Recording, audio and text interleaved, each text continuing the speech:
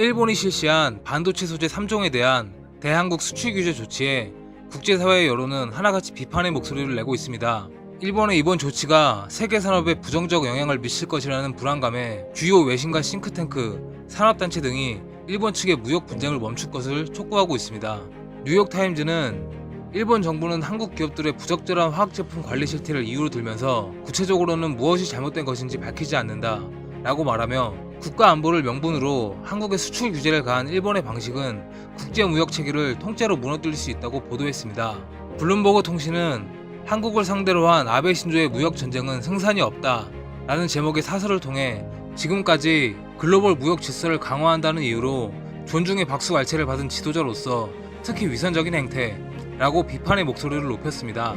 또한 미국의 싱크탱크인 미국 기업 연구소는 일본은 한국에서 물러나라, 삼성전자와 SK하이닉스는 화웨이가 아니다 라는 글을 통해 일본의 수출 규제가 전 세계 전자산업계의 공급망에 큰 피해를 줄 것이며 일본의 이번 조치는 위험하고 파괴적인 보복이라고 비판하였습니다. 이어서 전 세계 국가와 기업이 중국의 화웨이와 5G의 지배권을 놓고 힘겨루기를 하고 있는 상황에서 5G 시장의 선두주자인 삼성의 타격을 받는다면 중국의 영향력을 키우는 꼴이 될 것이라고 날선 비판을 했습니다.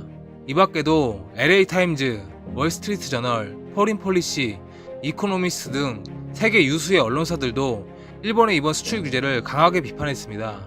이렇듯 전 세계의 여론은 일본의 명분 없고 불합리한 경제 보복이 세계 산업계에 부정적인 영향을 미칠 것이라고 보고 있으며 미국의 6개 경제단체가 이번 수출 규제와 관련해 일본과 한국에 보낸 공동성명서의 내용을 보면 일본 기업은 이미 세계 시장에서 도태되고 있다는 것을 알 수 있습니다.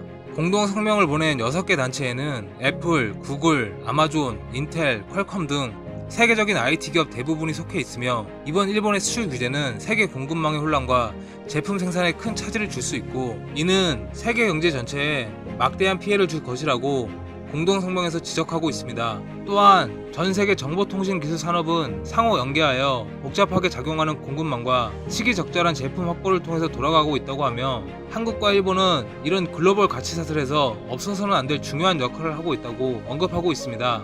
여기서 주목해야 할 부분이 바로 글로벌 가치 사슬입니다. 가치 사슬이란 부가가치를 창출할 때 수익성 극대화와 수익 구조의 분석을 위해 단계를 나누어서 분산하는 것입니다. 예를 들어 기업이 제품을 생산할 때 조립은 자사에서 하고 그에 필요한 소재는 중소기업에서 가져오는 것을 생각하면 됩니다.